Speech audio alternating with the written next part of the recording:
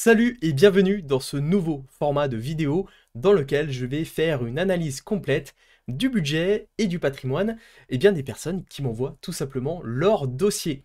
Alors juste avant qu'on commence la vidéo, si ça vous intéresse évidemment de participer et que je fasse une analyse complète de vos revenus, de vos finances, de votre patrimoine, c'est très simple, il y a un lien dans la description dans lequel vous avez juste à cliquer, vous recevez un questionnaire, vous avez juste à le remplir. Vous pouvez d'ailleurs le faire de manière anonyme si vous si vous souhaitez pas que je partage trop vos informations, et comme ça, vous serez peut-être dans la prochaine vidéo d'analyse de budget. Allez, sans plus tarder, aujourd'hui on passe sur mon écran et on commence avec Margot. Donc Margot qui m'a envoyé son dossier, donc je l'ai là sous les yeux et puis on va le lire ensemble et on va le remplir au fur et à mesure. Alors rapidement, pour vous expliquer l'idée, je vais tout d'abord faire en fait une analyse donc du budget, à savoir les revenus, les dépenses, que ce soit les dépenses fixes et les dépenses variables, et puis après on va aller voir du côté du patrimoine. Donc juste ici, on va analyser ensemble un petit peu le patrimoine qu'elle a déjà mis en place et les possibilités après d'investissement. Voilà, il faut savoir d'ailleurs que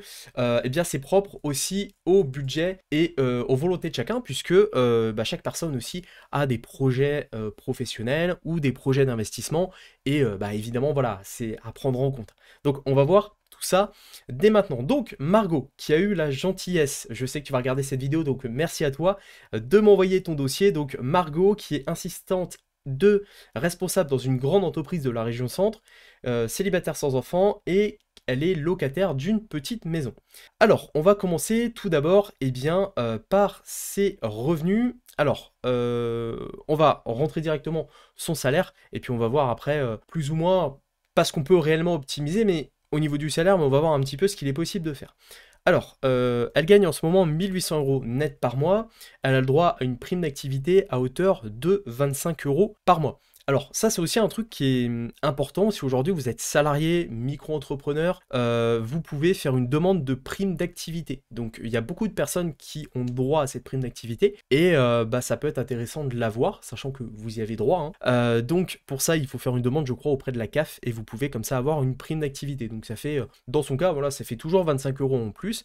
Ça peut payer un abonnement, ou ça peut éventuellement servir à autre chose. Alors, au niveau de ses dépenses, donc, elle a donc un loyer fixe de 411 € par mois, de l'électricité à 130 €, donc 130 € de budget électricité, le budget eau 20 €, internet et téléphone 40 €, et l'assurance habitation, alors qui est juste là, voilà, qui est à 15 €, et également aussi une assurance voiture, hein. C'est obligatoire aujourd'hui d'assurer son véhicule. Donc elle a 655 € par mois de dépenses fixes.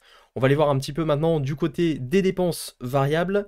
Donc au niveau des dépenses variables, on a abonnement, streaming, musique, donc tout ce qui est abonnement, Netflix, Amazon Prime, Disney+, Apple Music, 36 €, donc on va les mettre ici, dans les abonnements, 36 €. Courses, budget courses, 200 €. Après, on va faire une analyse évidemment de tout ça. Sortie, restaurant, bar, ciné, une centaine d'euros à peu près. On va mettre ça directement dans les sorties. Voilà. Et puis, vêtements, bijoux, décoration, 200 €. On va mettre ça dans la catégorie vêtements. Essence, 140 €. Il faut bien pouvoir se déplacer. Et le tabac, 110 €. Voilà, c'est juste ici. Alors, j'en profite au passage, le tableau que j'utilise, c'est un tableau que j'ai réalisé moi-même.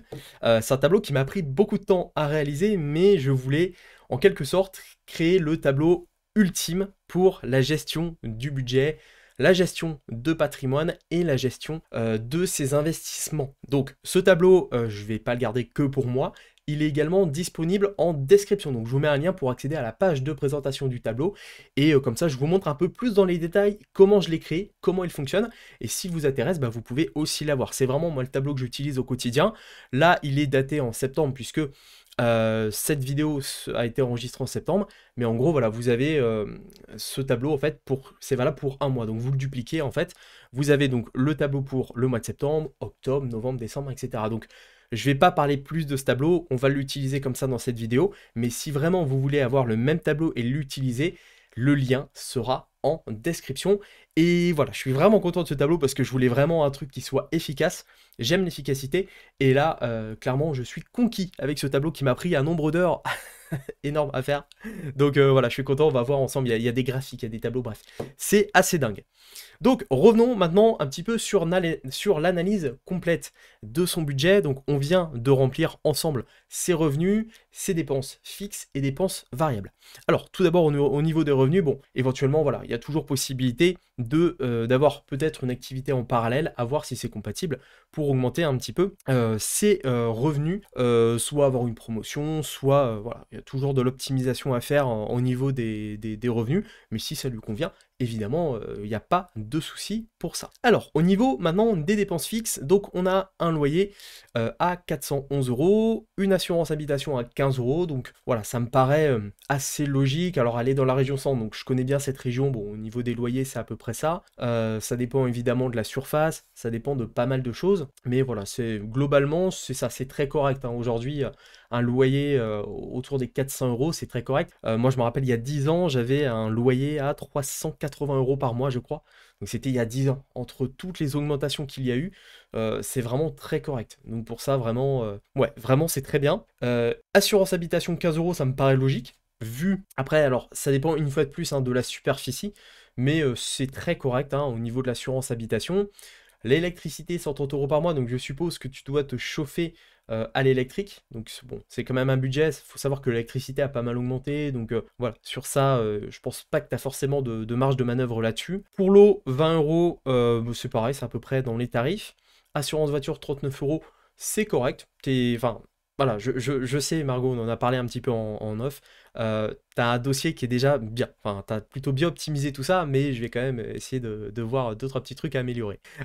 Et Internet plus téléphone, 40 €. C'est à peu près ce qui est standard aussi, hein. En moyenne, une offre Internet, c'est une trentaine d'euros. Un forfait mobile aujourd'hui, c'est 10 €. Je parle des forfaits mobiles sans engagement. Donc, on est à peu près. Tu as plutôt une bonne optimisation complète. Tu as plutôt une bonne optimisation au niveau de tes dépenses fixes. Peut-être une marge de manœuvre sur l'assurance voiture. Mais ça, à voir évidemment. Au niveau de ton véhicule, là, tout ça, j'ai pas connaissance de ça. Mais il y a peut-être une petite optimisation à faire au niveau de ça. Mais sinon, pour le reste, je vois pas.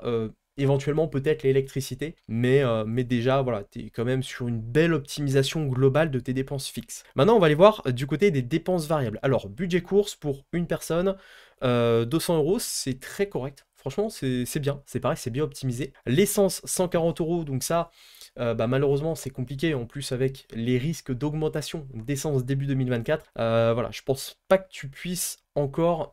Je pense pas que ce soit compressible, on va dire. Donc sur ça, malheureusement, je pense pas qu'il y ait de possibilité. Sortie 100 €, c'est pas non plus.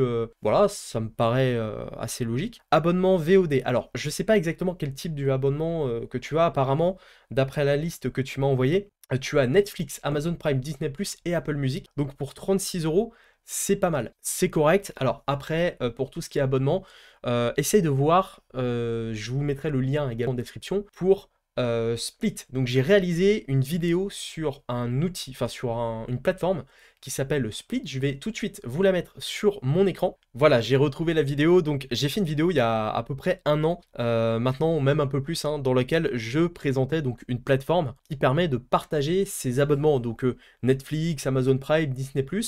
Un site en fait qui voilà de partage d'abonnements. Donc il faut savoir que quand on a par exemple une offre Netflix, on peut avoir plusieurs personnes qui sont greffées sur cette offre, et là en fait eh bien on partage ça avec d'autres personnes et chacun paye sa part, ce qui permet eh bien de payer des abonnements beaucoup moins chers. Donc je vous mettrai à tous le lien en description de cette vidéo, et vous pourrez comme ça découvrir Split. Et voilà, par exemple, tu m'avais dit que tu avais donc un Disney+. Bah voilà, Disney+, tu peux l'avoir à partir de 2,46 € par mois.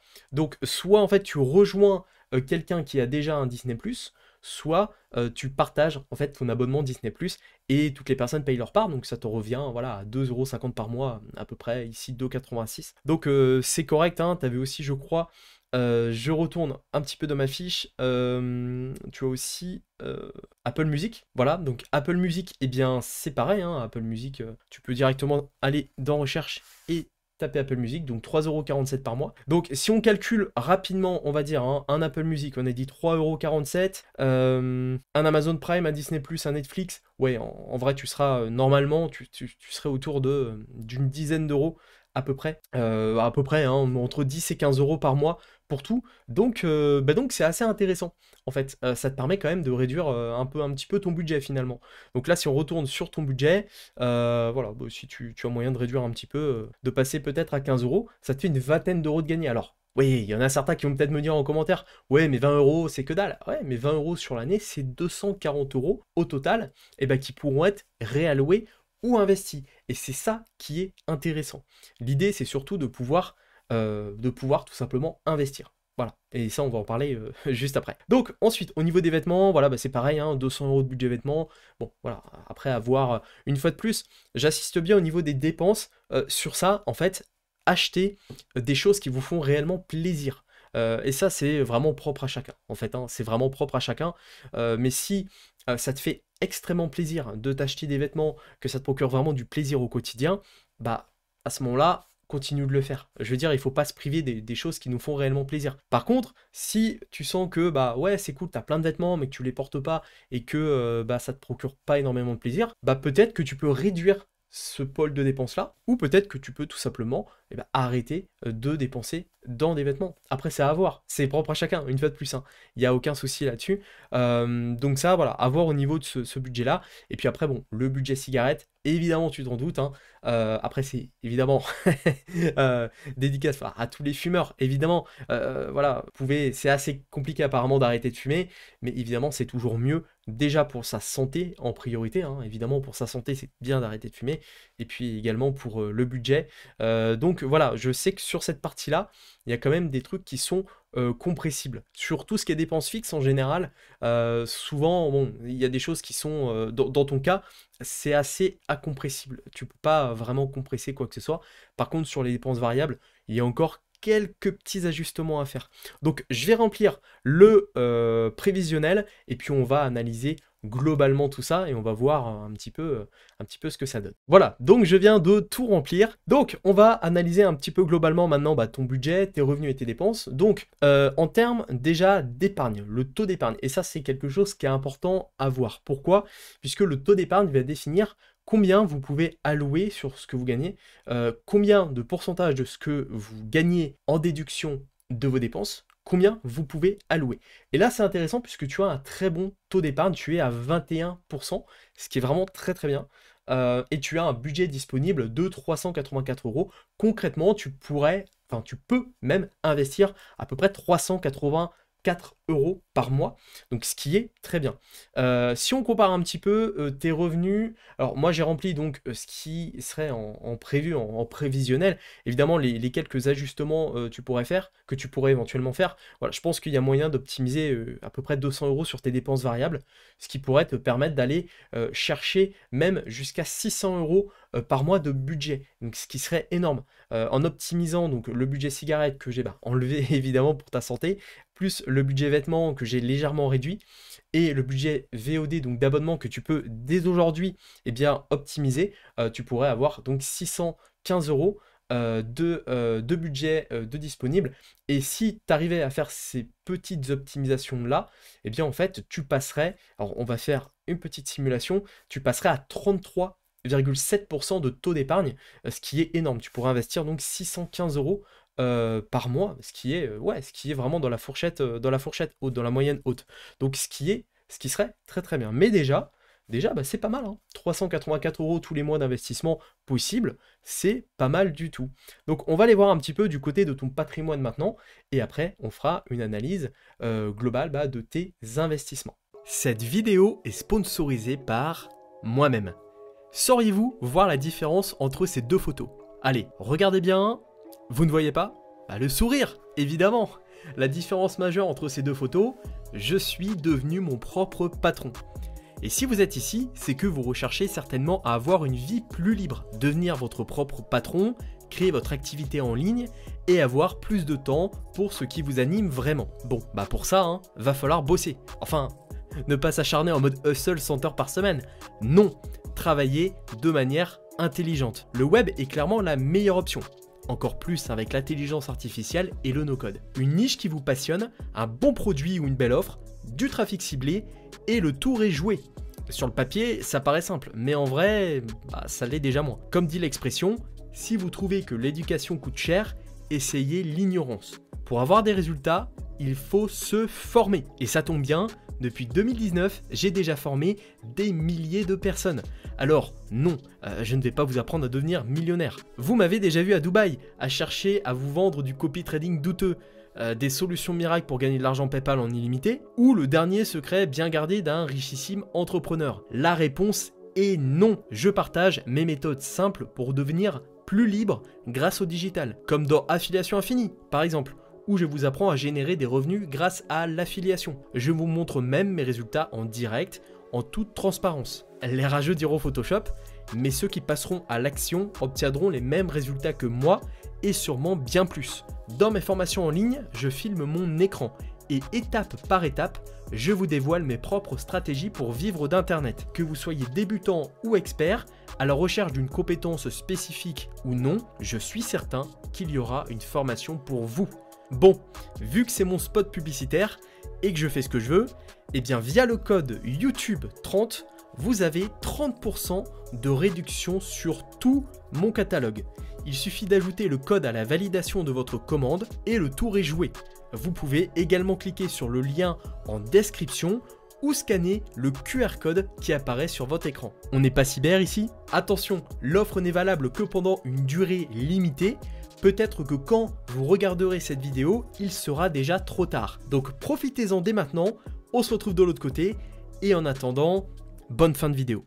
Donc on passe sur le tableau patrimoine, sur l'onglet patrimoine et là on va remplir, voir un petit peu ce que tu peux, ce que tu as déjà en patrimoine et après ce que tu vas pouvoir investir chaque mois. Donc je reprends ici mon tableau, on va voir un petit peu au niveau de ton épargne. Donc tu as un CEL, alors un CEL, je sais même plus ce que c'est un CEL, c'est un vieux livret ça il me semble, de 340 € dessus.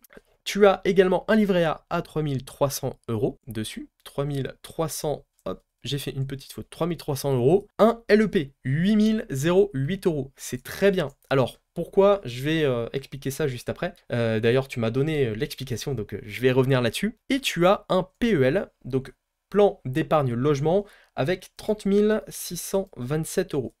Et tu as une petite assurance vie que je ne connaissais pas, Prédissime 9 362 €, que tu as ouverte il n'y a pas très longtemps.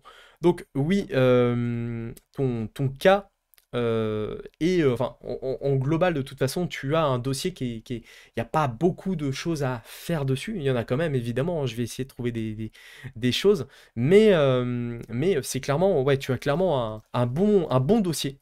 Vraiment par rapport à certains dossiers, disons un peu plus compliqués sur certains points, mais tu as déjà quand même bien optimisé les choses et à 28 ans, tu as quand même déjà pas mal investi, donc félicitations à toi. Donc tu as également donc l'assurance vie, moi je le mets plutôt dans la bourse puisqu'il y a moyen d'optimiser l'assurance vie, de faire des placements sur l'assurance vie, donc c'est pour ça que je le mets directement dans la catégorie bourse. Alors, donc, tu as, en termes d'épargne, donc tu as 42 275 € en termes d'épargne. À ton âge, c'est très bien. Tu as donc un petit peu d'investissement. Alors, au niveau donc du livret A, donc on est sur 3% à peu près en ce moment, enfin on est en ce moment à 3% de rendement, ce qui est excellent, et ça c'est le cas de d'autres dossiers, hein, vous verrez, j'enregistre évidemment plusieurs analyses de budget en même temps. Le LEP, donc c'est le livret qui en ce moment, le livret d'épargne populaire, c'est le livret qui a le meilleur rendement. On est à 6% en ce moment. Il y a deux critères pour ce livret. Tout d'abord, un critère au niveau de vos revenus, donc si vous avez des revenus trop conséquent, eh bien vous ne pouvez pas avoir accès au livret d'épargne populaire. Et puis les banques, elles ne le mettent pas trop en avant, quand même aussi, il faut le prendre en compte. Donc, déjà, premier critère. Et deuxième critère, il y a un plafond à 7 700 €. Sauf que dans ton cas, en fait, tu es à 8 € parce que tu l'as plafonné donc à 7 700, mais tu as déjà généré des intérêts dessus. Donc, c'est pour ça que tu es à 8 800.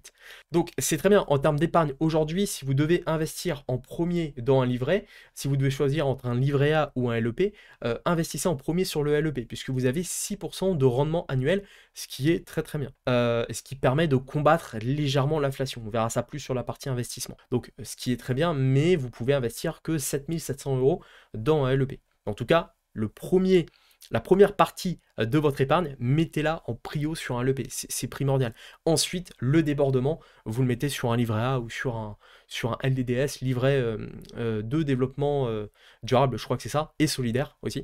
Voilà, en débordement. Mais en premier, il faut le remplir. Donc c'est très bien que tu aies fait ça parce que moi, j'ai analysé d'autres budgets où malheureusement, bah, c'était pas comme ça. Un CEL, alors je sais pas, je vais regarder un petit peu ce que c'est un CEL parce que là, j'en ai aucune idée. Hein. Je suis pas évidemment un expert à délivrer en bourse. Hein. Je peux pas évidemment tout savoir.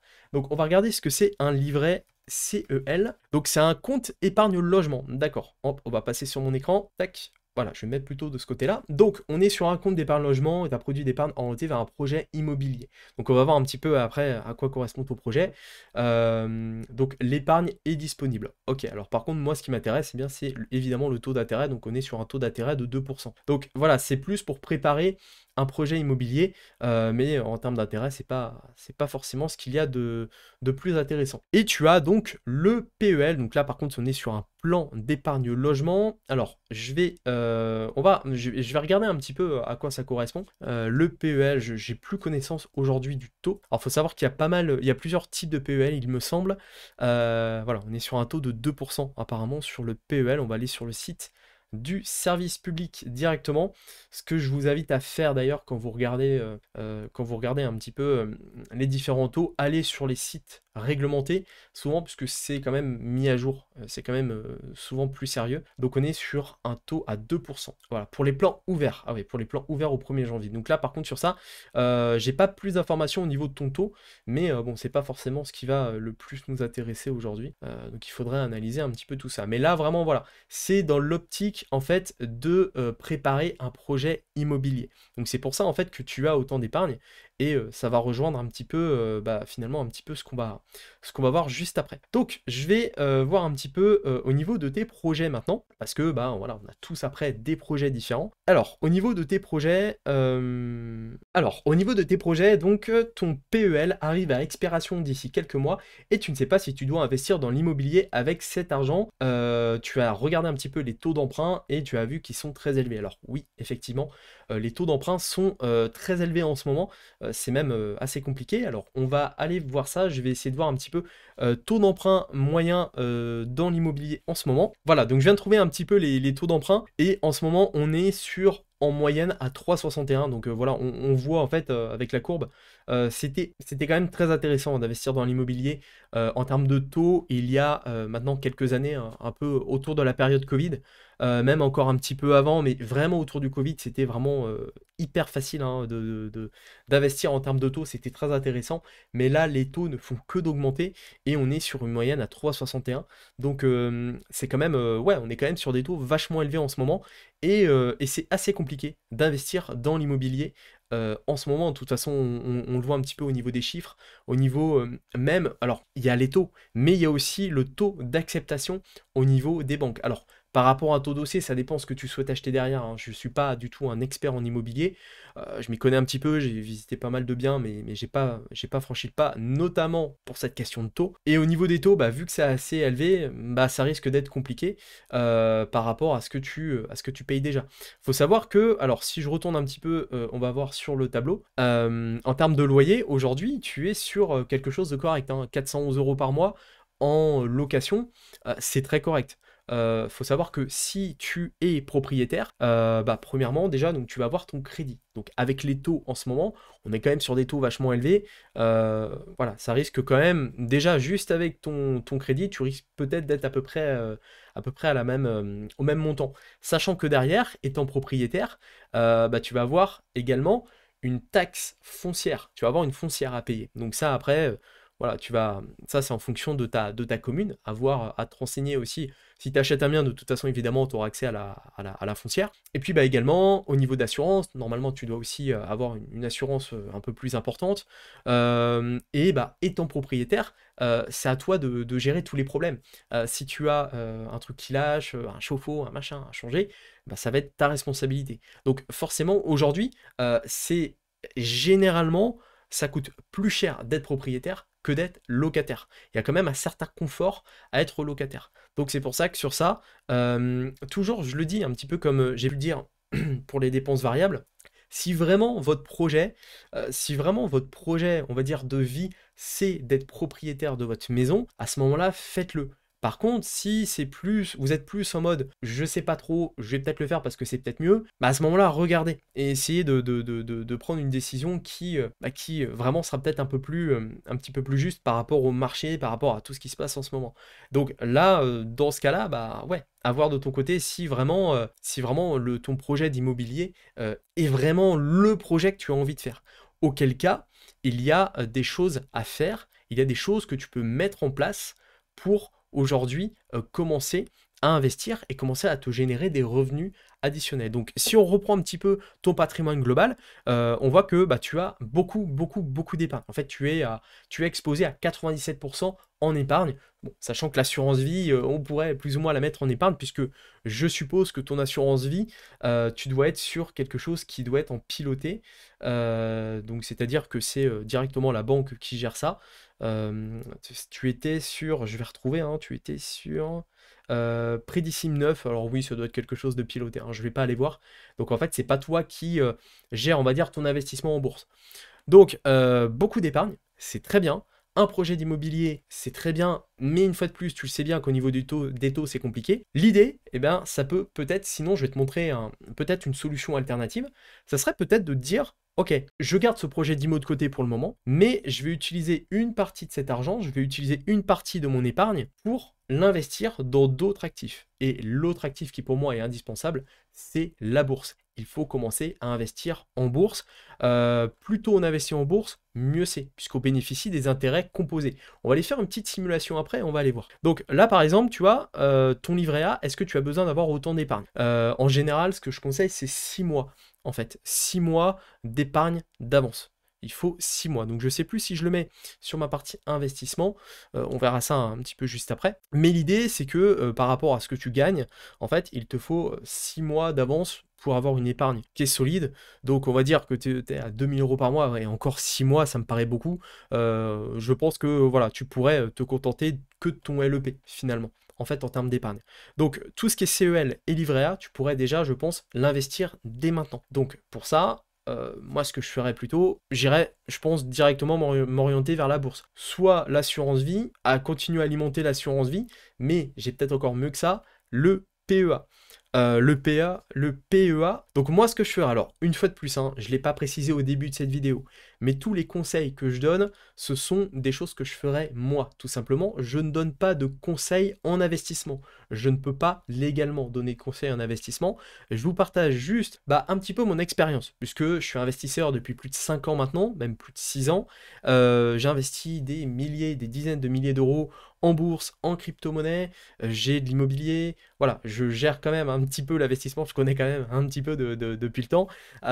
Donc je partage juste mon expérience. Une fois de plus, c'est le but de ce type de vidéo-là. C'est de vous dire juste, bah voilà, moi je ferai ça. Après, voilà, il n'y a aucun conseil derrière. Mais pour revenir à ton cas, tout d'abord, moi j'enlèverais. En fait, je retirais donc cette partie livret A. En fait, je récupérerais le livret A pour tout de suite l'investir. Le LEP, je le laisserai, puisque tu es déjà au plafond et c'est ce qui te rapporte le plus, donc c'est très bien. Et sur le PEL, sachant qu'il n'y a pas de projet immobilier pour le moment, je pense que je retirais au moins la moitié. Déjà pour avoir, on va dire, un apport, on va dire, conséquent en investissement. Donc là, regarde, déjà, ça ferait potentiellement à peu près 18 000 euros à investir. Et cet argent, je commencerai à l'investir dans un PEA. Pourquoi? Puisque le PEA, c'est le support financier, le support de bourse français le plus intéressant en termes de fiscalité. Sur le PEA, tu as finalement très peu de fiscalité à payer. C'est vraiment un très très bon support. Donc si tu pars par exemple sur un PEA, eh bien, un plan d'épargne action que tu peux ouvrir chez ta banque ou tu peux l'ouvrir après sur un compte comme un Fortunéo par exemple ou un Boursorama, après c'est à toi de voir, tu vas pouvoir déjà commencer à diversifier ton patrimoine et déjà commencer à investir une partie de cette somme dessus. Donc tu pourrais déjà investir assez rapidement une partie de ton PEL et une partie de ton livret A. Ça te permettrait comme ça d'avoir, de diversifier déjà ton patrimoine, puisque tu auras déjà un bon tiers à peu près en bourse par rapport à ton épargne. Donc je vais hop, enlever ça. Voilà, si tu retires, hop, et que là tu passes à la moitié, tu serais sur du 50-50 à peu près. Hein. Tu serais sur du 50-50 concrètement. Et après, on va aller voir, pour que ce soit un petit peu plus significatif, on va aller voir ce que ça va donner, ce que ça peut donner en termes d'intérêt composé, et tu vas voir que c'est intéressant de se diversifier. Mais moi, je partirais plus comme ça, c'est-à-dire que, vu que là, l'immobilier, bah, c'est peut-être pas forcément le bon moment, j'enlèverais une partie de cet argent que j'aurais mis de côté donc pour un projet immobilier, pour tout de suite le réinvestir en bourse, puisque là, en fait, tu perds de l'argent.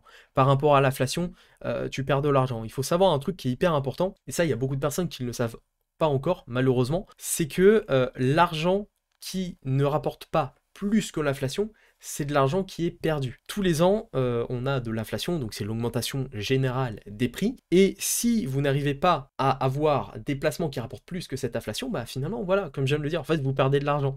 Et dans ton cas, étant sur un PEL qui doit être peut-être entre 1 et 2%, étant exposé sur un livret A à 3%, alors qu'en face on a eu une inflation à peu près 5%, bah tu perds de l'argent. Donc c'est dommage en fait de se dire je gagne de l'argent, mais de l'autre côté je l'investis pas assez, donc je le perds. Donc c'est pour ça qu'il est important d'investir son argent pour le faire fructifier, et je dirais au moins d'arriver au niveau de l'inflation. C'est le grand minimum. Comme ça au moins on se protège de l'augmentation générale des prix, et c'est encore mieux si évidemment on peut être au-dessus de l'inflation, et c'est quand même l'objectif de la bourse. Donc on va aller voir un petit peu ce qui serait possible de faire en intérêt composé sur un PEA. Je vais également reprendre ton budget d'investissement. On va dire que tu peux investir 300 € par mois en bourse, et puis on va faire une petite simulation, et tu vas voir que ça peut être vachement intéressant de commencer dès maintenant à investir en bourse. On passe sur une calculatrice des intérêts composés, et donc on va faire comme ça notre petite simulation. Donc placement initial, on va dire que tu as donc récupéré les 3000 et quelques euros de ton livret A, et tu as retiré la moitié de ton PEL. Donc tu as à peu près 18 000 € à investir. Donc on va partir sur 18 000. On va arrondir les montants, ça sera plus facile. On va dire que tu vas avoir un versement régulier de à peu près 300 € par mois. On va se garder quand même une marge de manœuvre par rapport à ce que tu as actuellement. Tu investis ça une fois par mois, donc tous les débuts de mois, en fait, tu peux faire un placement, un virement automatique. Au niveau du taux d'intérêt, on part, alors on va dire sur un taux d'intérêt, plutôt sur un taux d'intérêt net, on peut aller chercher du 8-9% avec un bon ETF comme du S&P 500 ou un ETF monde. Ça, je vais pas m'étendre trop là-dessus, mais on peut partir sur du 8%, avec un calcul des intérêts qui se fait une fois par an, ici, voilà. Et puis on va faire une horizon de placement en année, on va partir sur 12 ans, déjà, pour tes 40 ans. Hop, 12, tac, voilà, tu as 28, donc on va partir sur 12 ans, et puis on va faire un petit calcul, et on va voir, voilà, à peu près ce que ça rapporte. Donc, au total, donc tu aurais à peu près un investissement dans 12 ans, à peu près de 116 114 € et 89 centimes, donc avec un placement initial de 18 000 €, donc ça c'est ce qu'on a vu juste avant, plus un montant une fois par mois de 300 € avec un taux d'intérêt annualisé de 8%. Donc en 12 ans, tu auras récupéré 116 000 €. Ce qui est pas mal du tout. Par rapport à un livret A, je vous inviterai à faire le calcul, vous verrez, c'est pas génial. Donc ça, c'est sur 12 ans, donc c'est très bien, hein, tu doubles en fait quasiment, bah tu doubles ce que tu gagnes. En gros, avec la bourse, sur un investissement, donc sur en plus quelque chose qui est pas réellement très risqué, hein. On est sur un ETF monde ou un ETF américain, donc des 500 plus grandes entreprises américaines, ou pour un ETF monde des 4000, je crois, plus grandes entreprises mondiales. En fait, on est sur quelque chose qui n'est pas très risqué et qui a plutôt un bon intérêt global, ce qui permet de doubler à peu près tous les 10 ans, à peu près 10-11 ans, de doubler à peu près son investissement initial. Donc c'est pas mal du tout, hein. Vraiment c'est pas mal du tout. On va faire la même chose avec un horizon de cette fois 30 ans. Moi j'aime bien l'horizon de 30 ans, puisque ça permet souvent de se dire, ah oui quand même. Donc tu auras à peu près à l'âge de la retraite, à peu près, on va dire même 32 ans. Tu auras 60 ans à ce moment-là, à peu près à l'âge de la retraite. Et voilà, tu seras à peu près à un capital de 700 000 €. 700 000 € total, avec quand même 578 000 € d'intérêt. Donc ça, c'est que tes intérêts. Tu auras investi beaucoup moins finalement. Tu auras investi à peu près avec 200 000 € pour récupérer 580 000 € à peu près. Donc ce qui est excellent. Et ce qui est très bien. Et si tu arrivais par exemple en optimisant un petit peu ton budget, en réduisant un petit peu certaines dépenses, tu pourrais aller peut-être même chercher les 500 euros. Et puis là, si on fait une simulation par mois, là on passe à 1 million de patrimoine à horizon de 30 ans, donc pour ta 32 ans, à horizon de ta retraite. Donc ce qui est très bien. Il faut se faire sa propre retraite. Moi, quand je vois des personnes qui me disent ouais, je cotise comme ça pour ma retraite, voilà, j'aurai une bonne retraite, on en reparlera dans 30 ans. Mais il faut penser à se constituer également sa propre retraite. Il faut pas attendre que l'État nous donne forcément une retraite. On voit bien comment ça se passe. Ils ont prolongé l'âge de la retraite. Voilà, ils peuvent encore le prolonger pendant pas mal d'années, voire la supprimer. Le système actuel ne fonctionne pas. Donc voilà un petit peu une stratégie qui peut être pas mal, hein. Investir en bourse permet de faire ça. Et puis bah, également, tu pourrais aussi investir un petit peu dans la crypto-monnaie. Ça c'est aussi, alors t'as pas forcément, ça doit représenter quand même une petite part. Mais moi je diluerais également un petit peu dans la crypto-monnaie. Je partirais sur les deux grosses capitalisations, on va dire, le Bitcoin, l'Ethereum, un petit peu de top 10 éventuellement, mais pas plus quoi. Mais en tout cas, voilà, ça permet comme ça de ne pas avoir tous ses œufs dans le même panier, ça permet un petit peu de se diversifier, et tu gardes quand même bah, une partie euh, d'argent à disposition pour un projet immobilier, et tu gardes toujours de l'épargne bah, pour pouvoir te protéger en cas de problème, en cas d'imprévu. Donc voilà pour cette partie patrimoine. Et puis bah au niveau de l'investissement, voilà, ça rejoint un peu ce que je disais. Moi personnellement, bah, comme je t'ai dit, hein, je partirais sur le PEA. Déjà, j'investirais en fait à peu près 300 euros par mois sur le PEA, et comme ça, un petit peu, j'achèterais un petit peu de crypto-monnaie, on va dire 50-50. Voilà, 50 euros dans du Bitcoin plus Ethereum, et puis 50 euros dans du top 10.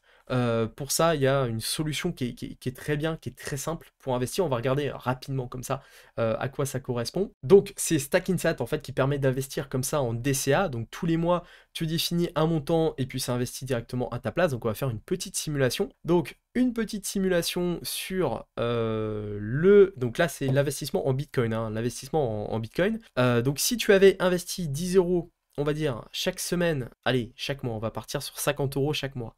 Ce qui n'est pas énorme, hein, 50 euros chaque mois, tout le monde peut les trouver. Pendant 5 ans, voilà, tu aurais une belle plus-value. Pendant 5 ans, tu aurais au total pris 128% de plus-value, ce qui est excellent. Donc c'est pour ça, alors évidemment, la crypto bah, fluctue quand même pas mal, hein. On a un Bitcoin qui passe d'un coup, qui monte à 65 000, en ATH qui redescend à 16 000, donc c'est sûr que ça peut faire peur à beaucoup de personnes, mais c'est bien quand même d'investir une partie de son patrimoine dedans. Moi, j'investis quand même pas mal en crypto, et je le dis, hein, ça permet d'avoir un petit peu de diversification, et puis d'avoir une petite part de risque, mais qui peut quand même rapporter pas mal. Donc c'est pas mal aussi de s'exposer un minimum à la crypto-monnaie. Donc voilà un petit peu pour cette analyse globale de ton budget, hein. On a vu un petit peu bah, les revenus, les dépenses, le patrimoine, l'investissement. Moi je t'ai dit un petit peu ce que je ferais. Alors une fois de plus, ce ne sont pas des conseils dans l'investissement ou en investissement en général, c'est juste moi ce que je ferais, tout simplement par rapport à ton dossier. Donc voilà, je tiens bien à le préciser, c'est un disclaimer qui est important à dire, puisque je ne suis pas agréé pour donner des conseils en investissement. Pour ce cas-là, il faut aller voir quelqu'un qui a des diplômes dans le conseil en investissement et qui pourra vous dire quoi faire. Peut-être pas forcément mieux d'ailleurs, mais bon, soit. Ça, c'est un autre débat. En tout cas, j'espère que cette vidéo vous a plu. Donc, je tiens à le rappeler, si vous souhaitez que je fasse une analyse comme celle-ci sur votre situation, sur vos revenus, sur vos dépenses, qu'on regarde ensemble un petit peu votre patrimoine et ce qui serait possible de faire. Je vous ai mis en description un lien qui mène vers un formulaire Google, donc un Google Form. Vous avez juste à le remplir, vous pouvez le faire de manière anonyme, et comme ça, eh bien, je regarderai un petit peu toutes les candidatures et je sélectionnerai certaines candidatures pour en faire une vidéo. Donc comme ça, on analysera, comme ça, un petit peu comme je l'ai fait, vos finances, votre budget, je vous donnerai des axes d'amélioration et je vous dirai comment vous pouvez améliorer ça. Également, si vous souhaitez être sûr d'avoir une analyse complète de vos finances, si vous souhaitez que je vous accompagne là-dessus, c'est également quelque chose que je propose. Voilà, ça fait des années que je suis un fou d'optimisation de budget, que je vous ai fait plein de vidéos sur comment gérer son argent, comment optimiser ci, comment optimiser ça. Et également en investissement en bourse, j'ai ma chaîne Cyber Investisseur qui est dédiée à l'investissement. Donc sur ça, je peux vous aider, vous accompagner. Également, il y a un lien en description si vous souhaitez que je vous accompagne personnellement à l'optimisation de vos finances, de votre budget, de votre patrimoine. Et puis voilà, même sur d'autres sujets évidemment, fait quand même pas mal de choses. Il ne faut pas l'oublier. Également, ce n'est pas terminé. Et ouais, j'en profite pour un petit peu l'instant promotion. Je vous offre une formation qui est totalement gratuite pour démarrer l'optimisation de votre budget. Donc le lien est également en description. C'est une formation dans laquelle on va revenir un petit peu sur les points que je vous ai donnés là, avec des conseils en plus qui vont vous permettre d'optimiser vos dépenses, donc d'être un meilleur gestionnaire. Si aujourd'hui vous avez du mal à gérer votre argent, à optimiser vos revenus, eh bien cette formation, elle est pour vous, elle est totalement gratuite, le lien est en description. Et puis pour terminer, si cette vidéo vous a plu, évidemment mettez un pouce bleu. Si vous avez aimé et si vous souhaitez recevoir les autres vidéos qui vont sortir, abonnez-vous à cette chaîne YouTube. Et puis si vous avez des questions, des suggestions, l'espace commentaire est fait pour ça, donc vous mettez un petit commentaire. Et puis voilà, vous pouvez dire, moi je ferai plus ça, moi je fais plus ci. C'est aussi intéressant comme ça, c'est aussi un espace de partage. Donc profitez-en, l'espace commentaire est là pour ça. Je vous remercie d'avoir regardé cette vidéo jusque-là. Je remercie à Margot d'avoir rempli cette candidature-là. Voilà, j'espère que en tout cas cette vidéo va t'aider à optimiser tes dépenses, tes revenus, à optimiser ton budget global. Et puis nous, on se retrouve pour une prochaine vidéo. Surtout, à votre succès.